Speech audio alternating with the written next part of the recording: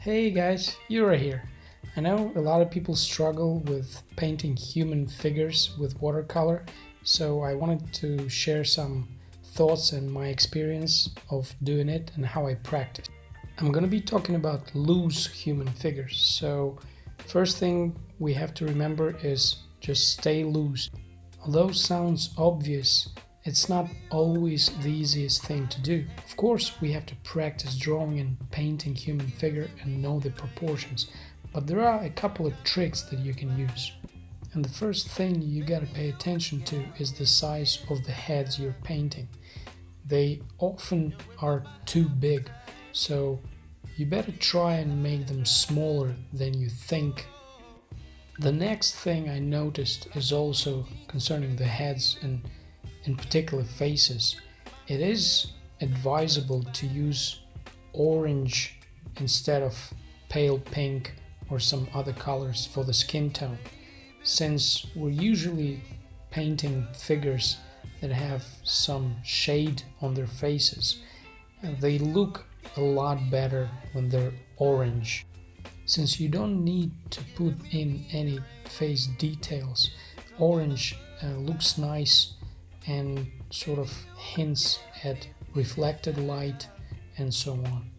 Next, of course, the looseness of the figure comes with some hints on details, not details themselves. Like, for example, you don't have to paint all the arms, all the legs, and finish everything.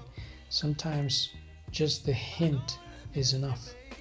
The next thing that adds realism to human figure is the center of masses of the figure.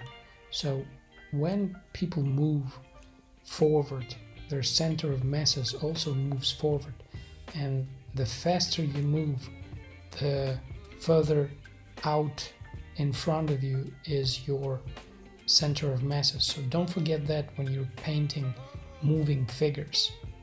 I found out that some types of clothes look better as a loose watercolor figures. For example, men's jackets that sort of are unbuttoned in the front, they look really nice. Or raincoats, so those you can use for crowd human figure paintings, and they do hint at what's going on really nicely. And of course, some accessories like bags or phone in the hand look really nice and add to realism. Or when someone's looking at their watch or something like that, that's always a nice touch. And again, you don't have to put in the details, all the details. Sometimes just a raised arm closer to the face tells the story in a complete manner. We look at that and we see what's going on right away. Or a bag on the shoulder and the other hand in the pocket. They do tell a story really nicely, and it's easy to convey those things, those postures. I usually try to add shadows right away while the first layer is wet, but if I'm too late, then sometimes I just use dry brushing or re-wet the surface and try to have those nice blurry effects and soft edges. Next thing you gotta remember is the perspective and the height of the viewer. So it depends how far your figures are visible. If you're above them, then they have to comply with the rules of perspective. Sometimes it's easier to be on the head level, on the regular eye level, and then the figures that are closer will have their tops at the same level with the figures at the back. And it's a little easier to paint that. The same goes with the cars. They are easier to paint and convey the distance, but then you have to remember that they are going to obstruct each other for the viewer. So that's another thing to figure out while you practice it. The next thing is randomness. As many other natural things, human crowds are kind of random pieces that come together. You don't want them to look the same.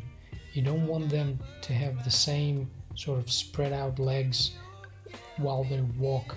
You don't want them to have the same hands, the same gestures. So add and practice a couple of special things, like, as I said, maybe a handbag or a bag on the shoulder, or practice some static figures that are just standing in the crowd.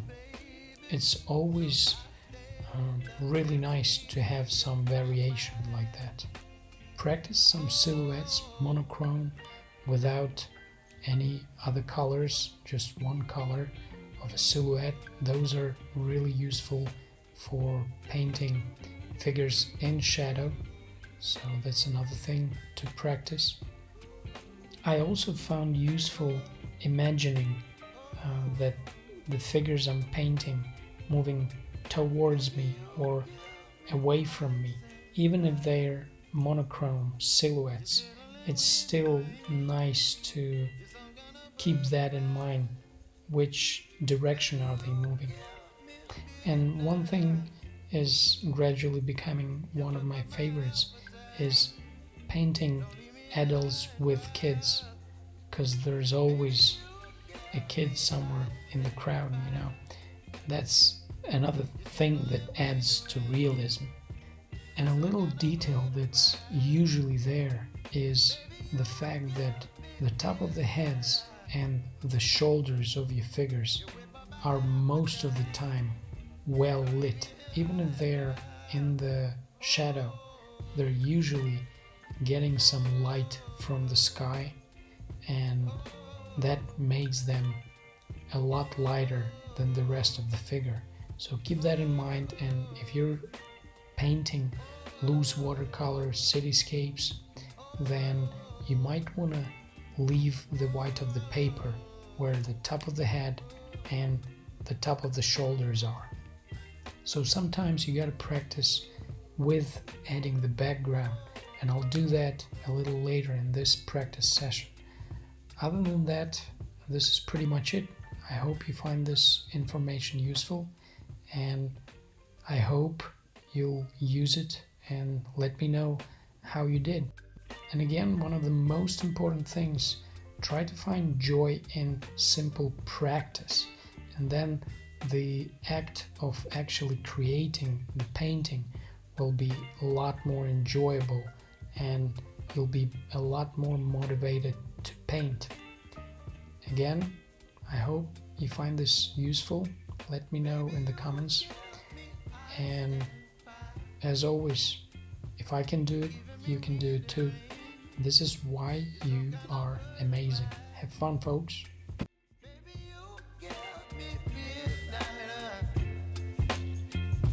You whip up my appetite. Don't leave me here high and dry.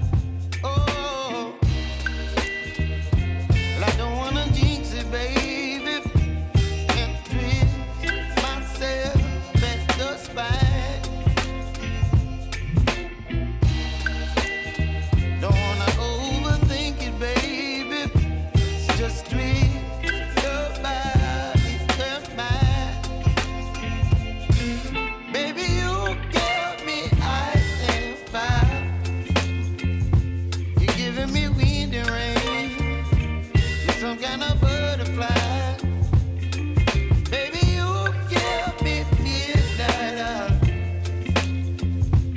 Whip up my appetite. Don't leave me